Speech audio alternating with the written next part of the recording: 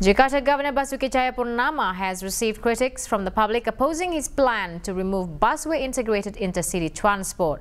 Passengers claim that APTB has done a great job. Residents in Bogor has expressed their concern about Basuki's plan to remove APTB. They say APTB buses has been a solution for them as it leaves on schedule and it doesn't wait for passengers like other public transportation. Currently, there are over 100 APTB buses operating in Bogor.